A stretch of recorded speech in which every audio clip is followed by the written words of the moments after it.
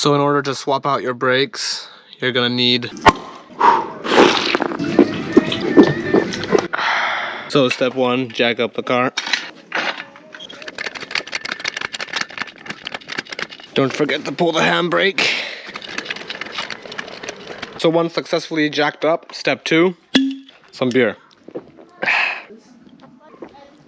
Step three, remove the nut caps. Step four, some beer.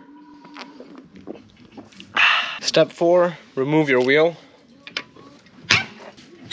That is so nice. You know that feeling? There's always that one nut that requires one nut to rule them all.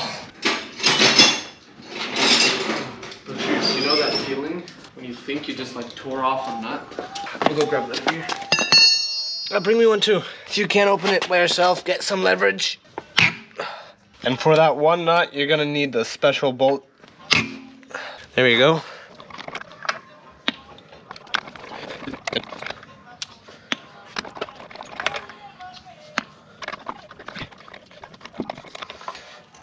For this last nut, I like to put my legs like this so I can easily catch the tire and take it off.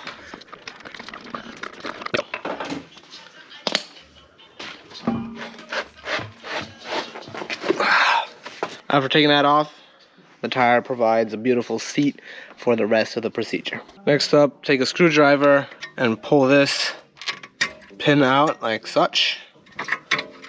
And that's what that should look like. So next up on your brake, you're gonna have this little rubber cap. There you go.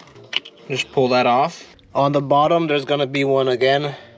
There you go. Take that off. On the inside of that, you're gonna find a size 7 Allen key. Just shining my light back here so you guys can see.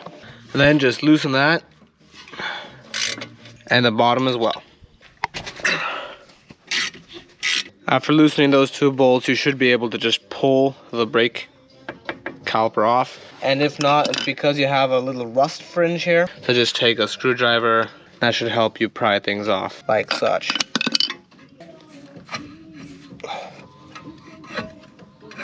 Like that. There you go. Having one of these expanders is very helpful.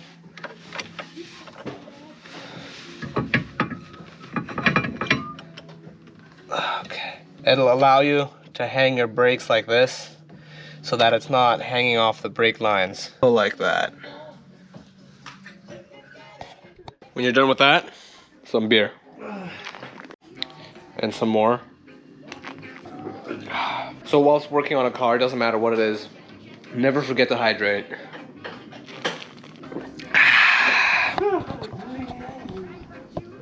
Meowch. Done. And what's one without a second?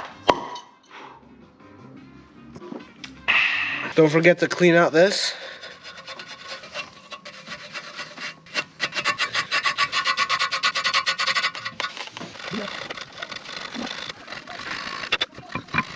So it doesn't have to be baby bottom smooth. It just has to get rid of most of the gunk. Like such. Don't forget the back side. There's always two sides. And just take these out. Like that. And that one like that. So this one has a cable, which then will let you know once your brake pads are running too low. So this connector also has to be disconnected so you can take this off. So here we have our new brake pads. This is the one that goes on the outside, and this is the one that we just disconnected before we put the new brake pads in. Some beer. So you're gonna need this tool to push back and compress the brakes so that the bigger brake pads can fit in better.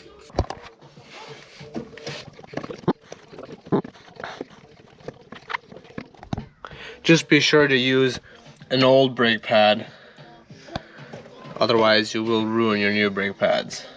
So you're gonna need to get some of this handy dandy grease. Earwax works just fine, and feed that in there. So you can push out this screw. Usually that works with the strength of a human being. See how that comes out here? take some handy dandy earwax.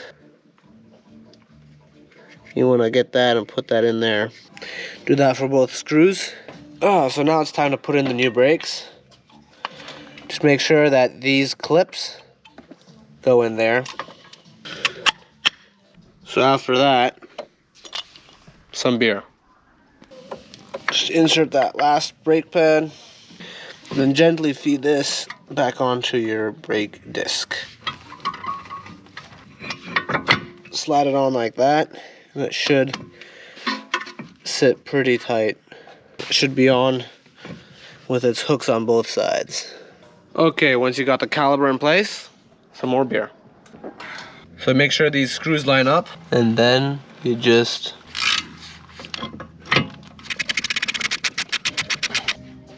then do the same for the bottom half. Then just tighten this.